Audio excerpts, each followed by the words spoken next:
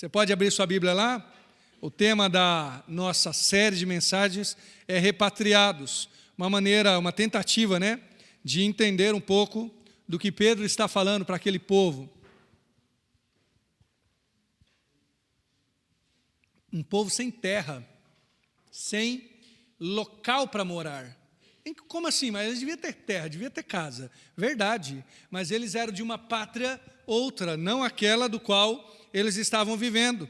E não se engane, você pode não ser um refugiado, imigrante, ou seja lá o termo que nós usemos, mas ainda assim a sua terra não é aqui, viu? Você não é daqui de fato, e por final, você pertence ao reino dos céus. Você crê nisso? Que você pertence ao reino dos céus, que você é do Senhor Jesus, e que no final das contas, você presta contas a Jesus, e não a nenhum governo deste mundo. Jesus é tão enfático nisso, que ele fala até da nossa família. Até da nossa família. Quem vier me seguir e não deixar casa, pai, mãe, irmãos, não é digno de mim. O que seria isso, Não é que você se converte e fala agora, mãe, tchau, hein? Até nunca mais. Não é isso não, É que se, por acaso, até mesmo os mais próximos a você, que é a sua família, falarem assim, você não vai seguir Jesus mais, você deve seguir Jesus. Olha que coisa interessante. Portanto, esse povo aqui, que está longe da sua terra, que está disperso, como diz o apóstolo Pedro, esse povo ainda tinha uma pátria, ainda tinha um senhor, ainda tinha um imperador, que não era Roma, não era César, mas era o reino de Deus e o próprio Jesus. E agora nós vamos ler um texto ainda no capítulo 1, os versos 13 a 16, que vão falar um pouco sobre como esse povo deve se portar. Eu não sei se você crê, mas nós estamos numa batalha constante. Uma batalha constante. Nós temos os 3 inimigos maiores aí. Sabe quais são os seus 3 principais inimigos? O primeiro deles é você mesmo, sabia? Que é a carne, Meu desejo pecaminoso. É ele que abre a porta para o restante. O mundo é um outro inimigo nosso, que nos tenta, mas também que tenta nos destruir. Tentação no sentido de pecado e tentar destruir no sentido de perseguição mesmo. E o diabo, o apóstolo Pedro vai dizer que ele ruge como leão, andando ao nosso redor, buscando a quem possa tragar. Há uma batalha constante para isso. Eu e vocês temos que estar firmes, olhando para Jesus, preparados. O tema dessa noite é totalmente preparados, porque nesses poucos versos, o apóstolo Pedro vai falar sobre como deve estar o nosso coração, a nossa mente, enfim, a nossa vida. Acompanhe comigo, por favor, a partir do verso 13. Portanto, faço aqui um detalhe apenas. No portanto, nessa versão que está aí no telão, é por isso. Ela é claramente vamos dizer assim, uma continuação. Olha, de tudo que vocês já ouviram, e o que vocês já ouviram aqui? Que nós somos salvos em Cristo, que nós temos uma herança, uma viva esperança. Talvez você lembre disso. Agora, por isso, depois de tudo que Jesus fez a nós, agora nós continuamos. E continuamos que jeito? Vamos ler, tá? Cingindo os lombos do vosso entendimento, sede sóbrios e esperai inteiramente na graça que se vos ofereceu na revelação de Jesus Cristo. Como filhos obedientes, não vos conformando com as concupiscências que antes havia em vossa ignorância. Mas, como é santo aquele que vos chamou, sede vós também santos em toda a vossa maneira de viver. Porquanto está escrito, sede santo, porque eu sou santo. Irmãos, o apóstolo Pedro vai dizer, depois de tudo que aconteceu com você, há uma expectativa santa sobre a sua vida. Depois de tudo que Jesus fez por você, Ele espera algo de você. Mas não é de graça? Sim, a salvação é de graça, mas nós temos aquele conflito entre o que nós recebemos e o que nós damos. Você nunca vai dar para o Senhor algo que te faça ser salvo. A nossa compreensão, a nossa fé nos mostra que nós não compramos a salvação, mas ao sermos salvos, há uma santa expectativa sobre nós. Se você for salvo e você permanecer do mesmo jeito, se você for salvo e você andar do jeito desse mundo, primeiro que Jesus diz que a árvore é conhecida pelos seus frutos. Ou seja, Jesus vai provocar a nossa mente a pensar que quem não muda, talvez não tenha mudado. É isso mesmo. Quem não muda, talvez não tenha se convertido. Mas, ainda assim, nós vemos pelos frutos, né, qual árvore nós somos. Talvez eu não cresça, eu não amadureça, eu não fique parecido com Jesus. Então, na melhor das hipóteses, se eu for assim, eu serei o que a gente chama de crente carnal, né? O apóstolo Paulo escreve a 1 Coríntios, especialmente no capítulo 3, ele fala assim, olha, eu não pude falar nada mais com vocês, eu vos criei com leite e não com manjar, porque ainda sois carnais, sois meninos em Cristo. No caso daquela igreja, porque eles andavam em várias dissensões, várias brigas, várias intrigas, e Paulo fala isso sobre eles. Mas como eu falei aqui, há uma expectativa santa para que você cresça, para que você seja mais parecido com Jesus. De tudo aquilo que ele fez, é graça, mas não é graça barata, é graça cara. Como assim? É graça, você foi salvo unicamente por causa de Jesus. Se você não foi salvo, basta receber Jesus no seu coração, você será salvo. Mas essa graça cobra transformação. Essa graça cobra uma mudança. Só mais um texto, lá em Tito, capítulo 2, verso 11, eu acho muito bom esse texto bíblico que fala que a graça de Deus se manifestou salvadora a todos. Isso, a todos os homens. Coloca no verso 12 agora. Primeiro, o 2,11 fala que a graça de Deus se manifestou salvadora. Uau, não precisamos fazer nada. Mas a graça que salva é uma professora também. Ela nos ensina, educando-nos, para que, renegadas a impiedade e as paixões mundanas, vivamos no presente século, sensata, justa e piamente. A mesma graça que veio sobre você para te salvar, é a graça que te ensina a viver neste mundo. Esta é a ideia. Então, como que eu posso testemunhar que eu fui salvo? Tendo uma vida santa, tendo uma vida salva. E nós vamos ver alguns aspectos aqui do que Pedro chama a atenção deste povo, destes repatriados, para que eles vivam diferente do mundo. Jesus, quando envia o povo, quando envia os discípulos, fala, vocês estão no mundo, mas vocês não são do mundo. Talvez, às vezes, a gente se confunda, né? Você já conheceu aquele crente que depois de alguns meses você descobre que ele é crente? Já conheceu alguém assim? Você convive, talvez, na mesma empresa, no mesmo lugar. Aí, de repente, alguém fala, não, que o fulano é crente. Fala, mas o fulano é crente. Espero que ninguém tenha dito isso sobre você, tá? Espero que não. Mas, às vezes, acontece, né? É raro, mas acontece muito, como dizem por aí. Bom, o que Pedro vai dizer, então? O primeiro verso diz, cinja os vossos lombos com entendimento, sejam sóbrios, esperem inteiramente na graça que se vos ofereceu na revelação de Jesus Cristo. Primeira parte, para estar preparado, eu vou usar os pontos assim em resumo, é a sua cabeça, tá? Proteja, prepare a sua cabeça, a sua mente. A mente é aquilo que nos define. Há um campo de batalha na sua mente, na sua cabeça, constantemente. Por isso, Romanos 12 nos diz que ela deve ser renovada, ou deve ser transformada, melhor dizendo, pela renovação do nosso entendimento. Porque se o seu entendimento não for renovado, não for mudado constantemente pela palavra de Deus, ele vai estar sujo, ele vai estar contaminado. Tem uma batalha na sua mente acontecendo agora, que vai continuar acontecendo amanhã. Essa batalha da mente é vencida com a palavra de Deus. Esta é a questão. E com o Espírito de Deus trabalhando em nossos corações.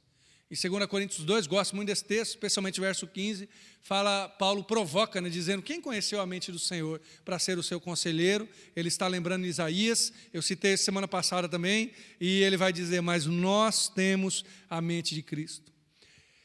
O texto aqui usa a palavra entendimento, e é o nosso entendimento que define o modo que nós vivemos. É o nosso entendimento. Por exemplo, você olha para alguém e você diz assim, fulano é cabeça dura. Por que ele é cabeça dura? Não é porque a cabeça dele, o coco é duro, não. Tomara que seja, né? Mas não é isso não. Fulano é cabeça dura pelo jeito que ele entende a vida. Ou talvez ele seja mais aberto, mas eu não sei qual que seria o contrário disso, não é cabeça mole não, né? É talvez mais flexível, né? Por quê? Pelo jeito que o fulano é. Ou quem sabe você diga assim, eu sou uma pessoa que me adapto rapidamente às coisas, ou eu demoro para me adaptar. Como que é você com mudança, por exemplo? Quando você muda, você se adapta rápido, você muda de cidade, talvez você já tenha mudado de cidade, ou muda de ambiente, de trabalho. Mas por que algumas pessoas se adaptam rápido e outras demoram mais? Pela mente, pelo jeito de ser. Qual que está certo? Nenhum dos dois. Não é questão de certo ou errado. Mas você percebe que a nossa cabeça nos define. Tem aqueles que aprendem mais rápido, aqueles que aprendem mais demorado. Na verdade, eu acho que eu sempre aprendo mais demorado. Mas é assim. A nossa mente, além de ser um campo de batalhas, ela nos ajuda a entender e enxergar esse mundo. Aí Pedro vai dizer, cinja o lombo do vosso entendimento. Como assim cingir o lombo? Cinja os ombros da minha cabeça? O que isso quer dizer? Primeiro, proteja a sua mente. Cingir era colocar uma cinta, né, para segurar o roupão, para ele não ficar esvoaçando. Naquela época, todo mundo andava com aqueles roupões. A gente vê os filmes sobre Jesus, né, todo mundo de roupão, mas era mais ou menos assim. Claro que talvez seja um pouco romantizado, mas você precisava de uma cinta para cingir, para ficar bem preso. Esta é a ideia. É a ideia de ter tudo junto, tudo reunido. Pedro, ou esse mesmo, no capítulo 3, verso 15, vai dizer o seguinte, antes, santificai a Cristo como Senhor em vosso coração, e estáis sempre preparados para responder com mansidão e temor a qualquer que vos pedir a razão da esperança que há em vós. Agora a gente começa a entender o que é isso. O que é cingir a mente?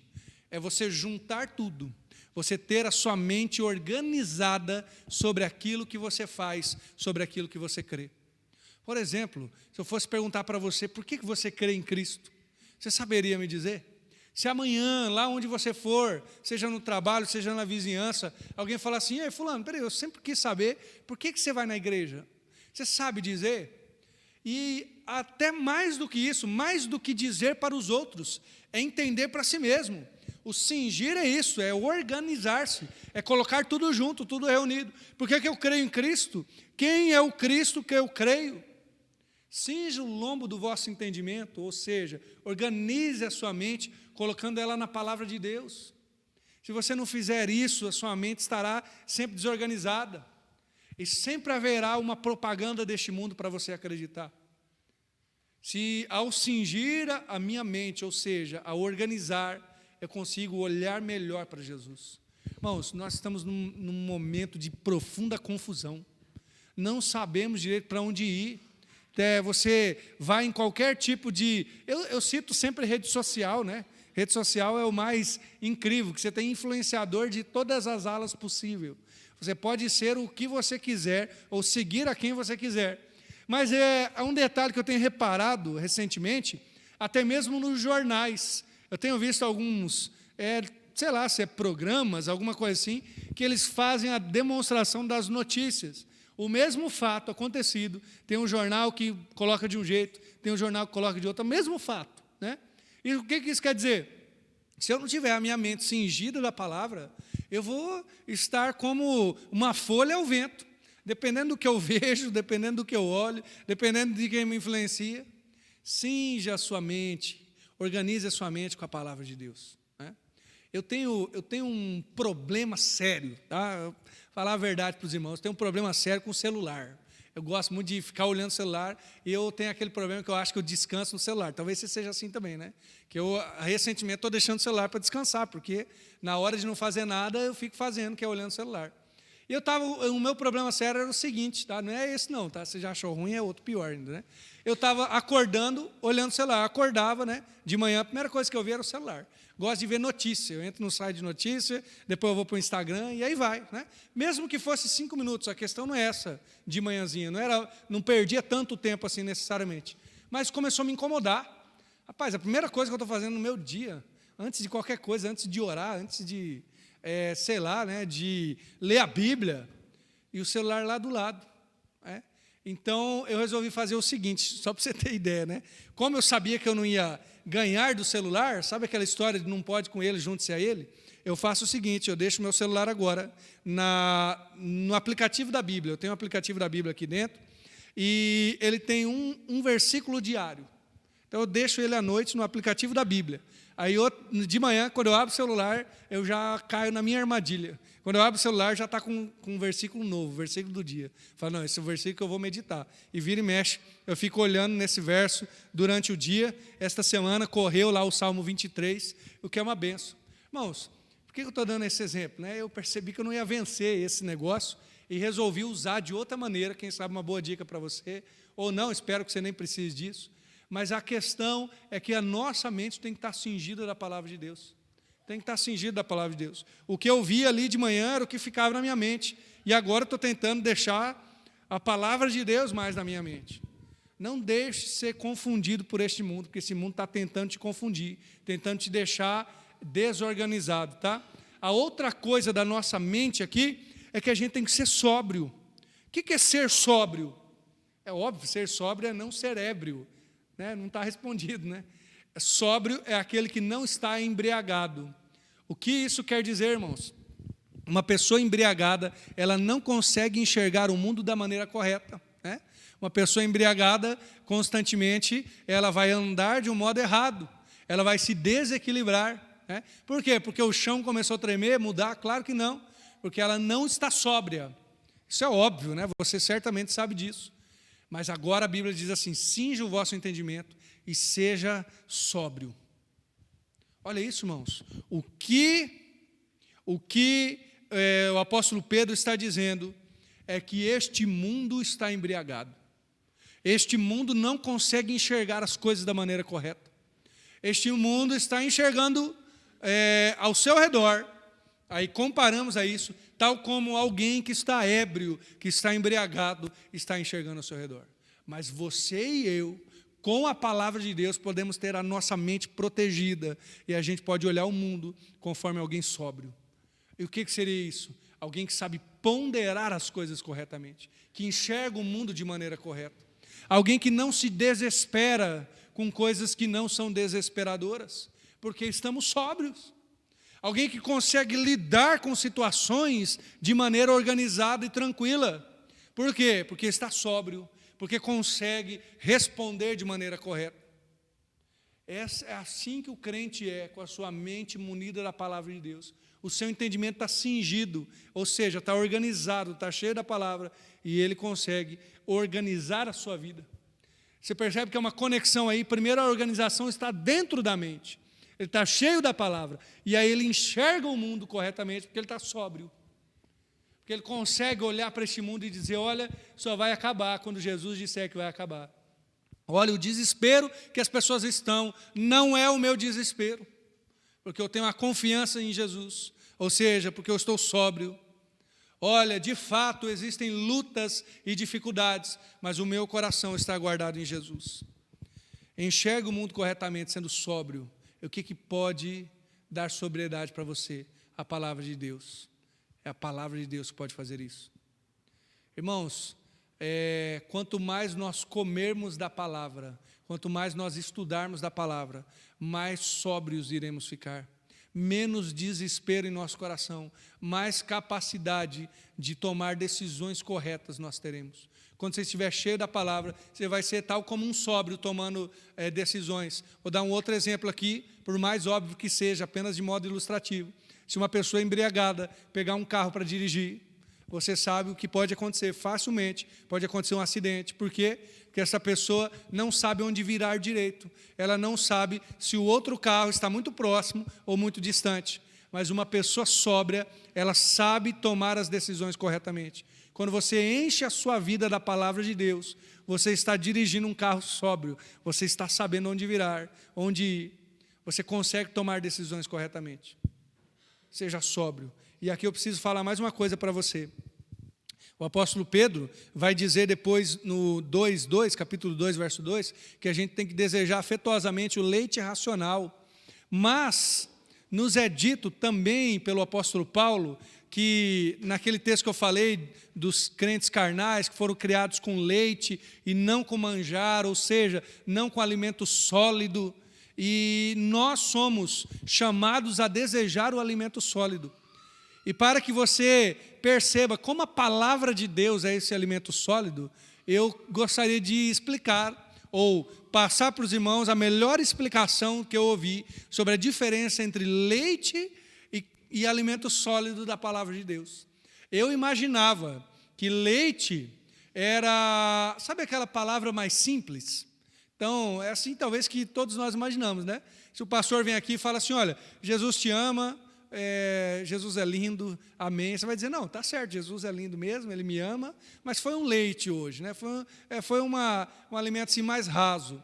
E aí, se o pastor, enfim, o pregador vem aqui e aplica a palavra e fala de vários textos e vai lá no original, você fala, olha, hoje o alimento foi sólido, hoje foi um manjar, né, um churrasco. Mas essa compreensão não está correta, porque a diferença entre o leite e o alimento sólido da palavra de Deus não é o quanto você conhece, mas a maneira que você vai digerir aquilo. Por exemplo, o que é o leite para a criança, para o bebê? É um alimento que ele recebe. A mãe faz tudo. Essa é a ideia, a mãe faz tudo.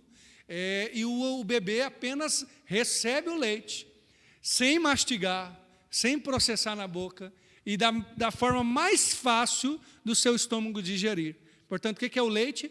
É aquilo que você só recebe. E o alimento sólido, o que é? Imagine aí um churrascão. Claro que você não precisou criar o boi, mas alguém precisou, né? Teve que ser morto, ser carneado, sei lá, ser modificado de várias maneiras para chegar até a tua mesa. Mas você vai lá e compra no mercado, você ainda tem que preparar, tem que cortar, cozinhar, fritar, assar, fazer o que for. Depois, está frito, está certo. Você não engole só igual o bebê engole o leite. Você coloca na boca, mastiga bastante. Dependendo da qualidade, mastiga mais, mastiga menos. E aí vai para o seu estômago e lá fica digerindo por horas. Portanto, a diferença, irmãos, isso é importante para o nosso crescimento espiritual. A diferença entre o leite da palavra de Deus ou o alimento sólido não é se a palavra pregada vai ser grande, pequena, vai ser com várias minúcias ou não. A diferença é que tudo que você recebe é leite espiritual. Tudo que você recebe. Então você vem e vê a melhor pregação do mundo, tá? Não minha, de um outro pregador. A melhor pregação do mundo ainda foi leite. Por quê? Porque o pregador digeriu para você. Ele mastigou, ele te ensinou. Você vem aqui na escola bíblica e deve vir mesmo. É uma bênção, você aprende da palavra de Deus. Mas é leite. Por que é leite espiritual? Porque é fraco? Não. Porque alguém digeriu para você. Quando que se torna alimento sólido? Quando você digere, quando você vai até a palavra de Deus, depois, por exemplo, dessa mensagem, você vai lá nos versos 13 a 16, você fala assim, deixa eu confirmar o que o pastor falou. Opa, isso aqui ele não falou não, isso aqui ele esqueceu. Você vai anotando, vai colocando de lado, vai percebendo. Aí você está digerindo por si mesmo a palavra de Deus. Aí ela está se tornando alimento sólido. Mas eu precisei fazer todo esse parênteses, porque eu acho que isso muda a nossa vida. Quando você começa a digerir por si mesmo a palavra de Deus, começa a se tornar alimento sólido. E aí você começa a ser cada dia mais e mais sóbrio. Quem é sóbrio, então, para olhar para esse mundo? Aquele que está comendo da palavra de Deus, está digerindo ela. Faça isso, aplique ao seu coração. Pode ser com esse texto que eu estou falando, pode ser com algum outro texto bíblico, sendo da palavra de Deus, está maravilhoso. Vai lá, anota, arrisca, faz do jeito que você achar melhor, que você estará digerindo um alimento sólido para você. E você vai perceber com o tempo, talvez não no primeiro dia, não no segundo, mas como vai ficando mais, seu coração vai ficando mais sóbrio para enxergar as coisas deste mundo. A terceira coisa sobre proteger a mente é que Paulo fala ainda no verso 13, esperai inteiramente na graça que se vos ofereceu na revelação de Jesus. Então nós temos aqui, primeiro dito, cingir o entendimento, depois ficar sóbrio, enxergar o mundo corretamente, e aquilo que eu não entendo, e aquilo que eu não conheço, porque tem muita coisa que não é respondido, tem muita coisa que eu não sei, tem muita coisa da minha vida que eu fico, Senhor, e agora? Agora esperar inteiramente na graça do Senhor, para que a sua mente seja sã, seja sóbria. Você sabe que tem uma parte da sua vida que tem a ver com a graça de Jesus. Tem coisas que talvez você não vai entender, mas espere inteiramente. E a palavra inteiramente ali tem o significado de integral, ou seja, espere em todas as áreas da sua vida na graça de Cristo. Até porque, irmãos, conhecer a palavra de Deus é importantíssimo, estar sóbrio é importantíssimo. Mas não é porque o condutor está sóbrio que ele sabe o que tem lá daqui 10 quilômetros. Talvez você está conduzindo sobriamente, mas daqui 10 quilômetros teve um acidente, você vai ter que cuidar. Você ainda não sabe. Então, o que você não sabe ainda? Espere integralmente, em todas as áreas da sua vida, na palavra de Deus. Assim a sua mente vai estar protegida. Assim a sua mente vai estar preparada. Ah, mas tem coisa que eu não sei, mas a graça de Jesus sabe, e eu estou esperando nela. Tem coisa que não cabe na minha mente, mas cabe na mente de Cristo. E se Ele resolver me explicar, eu vou ficar sabendo. Se não, eu espero na graça dEle. Proteja, prepare a sua mente com a palavra de Deus, com a confiança no Espírito de Jesus, e certamente você vai estar protegido, né? Qual que é a segunda parte agora de estar preparado? Primeiro, a mente, do qual poderíamos falar há muito tempo, né? O verso 14 fala, dentre várias coisas, que a gente não deve se conformar com as concupiscências, palavra difícil, mas uma tradução melhor são as paixões. Não se conforme com as paixões deste mundo. A segunda coisa que nós devemos nos proteger, seja concupiscências e paixões, é o nosso coração, que deve estar preparado. A verdade é que o coração é o ponto central das nossas decisões, mas ele também é descrito em alguns momentos como lugar dos afetos, das paixões. Se há uma batalha na nossa mente sobre conhecimento, sobre enxergar o mundo, também tem uma batalha no nosso coração. Qual que é a batalha no nosso coração? A batalha dos desejos, dos afetos. E é por aí que muita gente cai. Tem muita gente, inclusive no mundo, que a gente vai evangelizar, e sabe o que ele diz? Eu sei que eu estou errado. Você já ouviu essa história? Alguém que você vai evangelizar, a pessoa fala assim, eu sei que eu estou errado. Ué, então por que você está no mundo, rapaz? Ah, não, é que eu não consigo, né? Eu acho que o mundo é melhor. Qual que é o problema dessa pessoa? As paixões, o coração. Talvez você esteja assim. E o coração deve estar preparado. Como preparar o meu coração? O seu coração deve ser dominado. Ou domado. Use o termo que você quiser. Deve ser dominado. Olha o que o apóstolo Pedro vai começar no verso 14, ao falar de paixões. Ele vai dizer, agora nós, como filhos da obediência, ou filhos obedientes, né? A palavra filhos aqui é criancinha, seria a palavra traduzida para criancinha. Tem dois termos mais usados no Novo Testamento. Um deles é para o filho formado, o filho adulto. Ou quando você vai falar de modo geral sobre o seu filho, né? Esse é meu filho. Mas quando você quer falar sobre um filhinho, olha, esse é o meu bebê, meu filhinho. Aí você usa esta palavra que o apóstolo Pedro usou. Olha que interessante. Então, assim, ele está dizendo, vocês são filhinhos da obediência. Vocês nasceram e estão aprendendo. Essa é a questão. O que nós estamos aprendendo? Com a obediência. Nós somos filhos de quem agora? Da obediência. Por quê? Porque antes nós éramos filhos da desobediência. Antes os nossos afetos, os nossos desejos estavam na desobediência. E a gente sabia, hein? A gente aprendia, hein? Mas agora nós somos filhos da desobediência. Ou melhor, da obediência, né?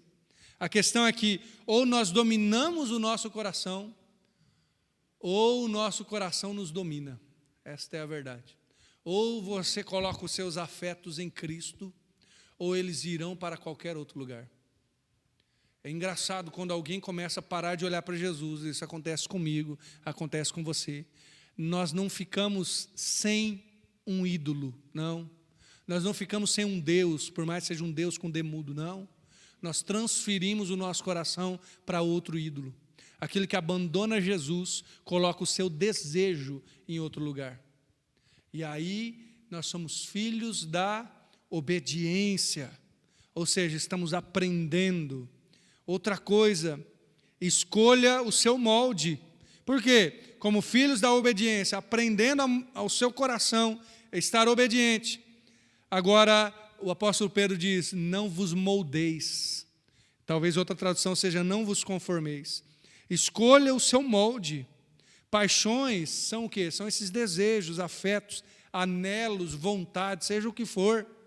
Elas serão influência na sua vida. Aí Pedro vai dizer, não se amolde, tá? Não caiba nesse molde, não caiba nessa caixa, não se conforme a isso. Não vá se tornando parecido. É bem isso. Naquilo que você se amoldar, você vai ser parecido com aquilo, né? É tal como uma massa ou um vaso de barro, né? O qual tem o seu molde próprio e ele vai se tornando tal como aquele molde, seja lá o que for. A verdade é a seguinte, irmãos: ser moldado por Jesus é muito difícil. Talvez por isso muitos não queiram, porque é difícil ser moldado por Jesus. Mas quando eu não ouço essa palavra, não vos amoldeis, ou não se molde com as suas paixões, e eu começo a me moldar conforme Jesus, eu terei as consequências de alguém que está se tornando mais parecido com Jesus. Alguém já disse o seguinte: se amoldar a Jesus é difícil no começo, mas o resultado é bom. Se amoldar a este mundo é fácil no começo, né? Mas o resultado é ruim. Então você vai escolher o seu difícil. Você escolhe. Ou vai ser difícil seguir Jesus e se amoldar a Ele, ou vai ser difícil na consequência daquilo que eu irei sofrer. Que o seu coração esteja amoldado a Jesus. Ou ainda no verso 14, fala que nós não devemos nos amoldar nessas paixões que tinham na nossa ignorância. Agora, olha que interessante aqui. Ignorância é desconhecimento, óbvio. Ignorância tem a ver com a minha mente, e paixões tem a ver com o meu coração. Mas agora a minha mente não é mais ignorante, e o meu coração não está mais nas paixões deste mundo. Agora eu estou totalmente preparado, porque mente e coração estão em Jesus. Na filosofia, eu gosto bastante de filosofia, né? Tem uma discussão que é a seguinte: o que controla o ser humano? Essa discussão ninguém resolveu até hoje, tá? Estão brigando lá até hoje. Se for conversar, ainda estão na briga. Mas o que controla o ser humano? É a razão. Aí tem muitos filósofos que vão dizer, é a razão que controla o ser humano, né? Quem estuda aí os gregos, Sócrates e outros, eles vão dizer, é a razão. Aí os outros vão dizer, não, é a vontade. É a vontade, os impulsos, os desejos que controlam o ser humano. Aí tem outros lá, filósofos, que defendem isso. Agora nós vemos no final desse texto aqui, a razão e a vontade, ou seja, a mente e o coração em Jesus. Olha que benção. Independente da resposta que eles chegarem, se chegarem algum dia, tá? Porque eu acho que não vão chegar, não. O que manda no meu coração está rendido a Jesus. A minha mente não é mais ignorante. A minha mente não desconhece mais, porque ela anda sóbria, cingida do entendimento. Mas o meu coração, a minha vontade, agora não está moldado às paixões deste mundo, mas está moldado a Jesus Cristo, aquele que é o meu afeto, aquele a quem eu amo. Esta é a verdade, irmãos. Que todo o seu ser seja controlado pela presença de Jesus. Então, como moldar o meu coração? Como moldar o meu coração? Se na mente eu inculco a palavra de Deus, no coração, irmãos, eu acho que tem algumas maneiras, né? Mas eu diria assim, comece buscando a Deus, comece orando. É difícil no começo, porque a oração às vezes parece que não sai do lugar. Talvez já aconteceu isso com você, você ora, mas ora mesmo com aquela fervor, você fala tudo para Jesus. Aí passou 5 minutos, você fala, Senhor amado, como que alguém ora mais que 5 minutos?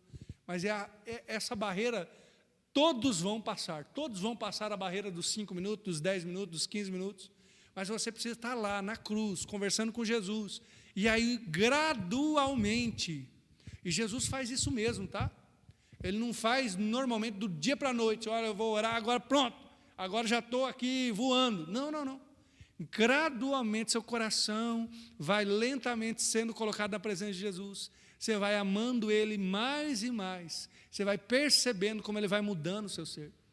É incrível que oração é um negócio tão prático que você começa a orar e depois você aprende a orar. Ou seja, você começa a orar. É claro que você sabe orar, falar com Jesus, mas depois de um tempo você vai pensar assim, nossa, eu não sabia orar antes, agora eu descobri como que é, de tanto orar, de tanto buscar Jesus. Por que isso? Para que você proteja o seu coração. Se você não tem uma vida de oração, e com isso eu não quero te constranger que tem que ser 1 hora, meia hora, 5 horas, não, você não tem uma vida de oração, seja lá como for, o seu coração está no mínimo, na melhor das hipóteses, seu coração está correndo risco. Se é que ele já não tem um ídolo, tá? Mas se você não tem uma vida de oração, você estará orando para outro ídolo. E o que seria isso? Estará desejando coisas de outro. E vamos para o final? O verso 15 diz, mas como é santo aquele que vos chamou, sede vós também santo em toda a vossa maneira de viver ou em todo o vosso procedimento. Se começamos preparando a nossa mente e o nosso coração, o que vem agora? Vem as mãos, vem o procedimento, o que fazer. O que as mãos de quem é transformado na mente e no coração fazem? Nós temos uma musiquinha que cantamos para as crianças. Cuidado do olhinho que vê, cuidado do pezinho onde pisa, cuidado do mãozinho onde pega, porque o papai do céu está olhando para você. Já cantou essa música? Já cantaram para você? Mas o procedimento, o modo de viver, o comportamento, seja lá como nós chamamos, a conduta, a postura de quem serve a Jesus, qual é? Aí tem uma parte muito prática também, Primeiro, nós somos convocados a parecer alguém. É isso mesmo, a imitar alguém. Como é santo aquele que vos chamou. Então você olha para ele e você imita ele. Nós estamos sempre imitando alguém, irmão, sempre imitando. Quando você é criança, você imita aqueles que te criaram, seja pais, avós, tios. Você imita. E boa parte, até os estudiosos percebem isso, boa parte do nosso comportamento é imitação. Porque aprendemos com alguém, porque imitamos. Você quer ver um ótimo exemplo disso? Quando alguém muda de grupo social, de repente já está falando diferente, já está usando roupa diferente, já está fazendo algo do tipo. Por quê? Porque está imitando. E alguém já disse o seguinte, se nós perdemos a imagem de Deus, ou a imago Dei, que seria o termo em latim, agora nós somos chamados à imitação de Deus, a imitatio Dei. Nós somos convocados a imitar Jesus, mas eu não sei, eu não consigo. Comece tentando, busque ser imitador de Jesus. E Paulo ainda ajuda mais, se você não sabe como, olha para Paulo, ele vai dizer, olha para mim, sede meus imitadores. O que isso quer dizer? Você não sabe como seguir Jesus? Grude em alguém que sabe. Começa a caminhar com alguém que já é mais experiente que você. Por quê? Porque as suas mãos precisam ter um procedimento santo. A segunda coisa, além de ser convocado para parecer, nós somos chamados a se tornar. Sede santo, olha, como é santo aquele que vos chamou, sede. E o sede aqui tem o sentido de tornem-se, tornai-vos santo. Então, aqui é até uma boa notícia, tá? Porque você não é cobrado necessariamente de ser perfeito, não. Mas a parte que me cabe é ir me tornando cada vez mais santo. Se eu vou imitando Jesus, o meu procedimento a se tornar mais santo. É interessante, irmãos, eu não acho que haja níveis de espiritualidade para poder dizer assim, nossa, fulano está num degrau superior, outro está no inferior. Não acho que haja isso, mas há sim uma caminhada. Porque na caminhada da santidade, primeiro você percebe que tem coisas exteriores mesmo, coisas exteriores. Gente que se converte, continua fazendo coisa errada. Gente se converte, continua, por exemplo, com a boca suja, falando palavrão por aí. Vai ver se você se converteu ou não. Continua ludibriando os outros. O procedimento é santo. Mas depois que você passa por isso, que além de você se converter, sua língua se converte, seu procedimento se converte nesse sentido, você começa a perceber que tem coisas interiores também. Coisas interiores. Aí você vê que você não fala mais tanto palavrão, mas você tem um pouco de orgulho. Aí de repente você percebe que não é só um pouco não, é muito.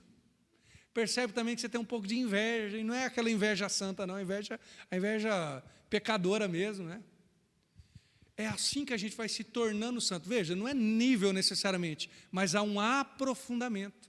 Como se a luz da palavra e na caminhada em oração, Jesus vai mostrando um pouco mais do seu coração. Aí você fala assim, nossa, eu sou bom mesmo, hein? Eu já não faço mais aquilo que eu fazia. Aí Jesus fala, tudo bem, que bênção, meu filho. Mas agora olhe um pouco mais para o seu coração. Veja aí se não tem um orgulho, se não tem uma inveja, se não tem algo desse tipo. Por quê, irmãos? Porque agora as nossas mãos vão se tornando santas. É o tornar-se, é o dia a dia. Você é chamado para isso, viu? E aqui a questão não é a seguinte, você está no começo, você está no meio, você já é super ou não. A questão não é isso, é se eu estou me tornando, tá? Se eu parei, se agora a palavra de Deus não me fere mais, há algum problema aí. Então pode ser que você esteja nessa caminhada no começo, mas continue. Pode ser que você esteja no meio, pode ser que você já saiba mais do que os outros, mas que isso se transforme em mudança para você. E ainda, além de chamado a se tornar santo, agora nós sabemos que somos salvos para ter uma vida santa. Também santos em toda a vossa maneira de viver, toda a vossa maneira de viver. Aqui eu faço uma conexão com o verso 13, se nós temos que esperar inteiramente na graça de Jesus. Ou seja, lembra? Integralmente, em todas as áreas da vida. Eu também tenho que ser santo em todas as áreas da minha vida. Um pastor, certa vez, fez uma brincadeira, dizendo assim, tem gente que fala, eu amo Jesus, mas eu detesto a minha esposa. Ué, pera lá, não pode ser assim, né? Eu amo Jesus, mas eu, enfim, não tenho uma vida santa. Agora, o procedimento é em toda a maneira de viver. Se eu espero na graça de Jesus em tudo, eu também vivo a santidade em tudo. Agora as minhas mãos vão sendo preparadas. Minha casa, né? Eu costumo dizer, brincando, né? Mas uma brincadeira séria, né? Se a sua casa pode respaldar se você é santo mesmo, né? Porque talvez seja fácil você me perguntar e eu dizer, não, irmãos, eu sou santo, olha eu aqui na igreja, aqui, ó, todo arrumadinho. Mas é um pouco mais difícil quando você diz assim, espera aí que eu vou lá perguntar para a Anne lá, vamos ver o que ela vai dizer. Espero eu avisar ela antes de você perguntar, tá? Espera eu falar.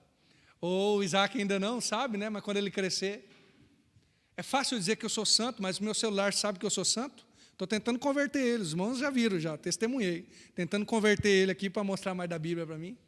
Mas o celular sabe que você é santo? Sua vida, percebe? Que todo o seu procedimento seja santo, irmãos.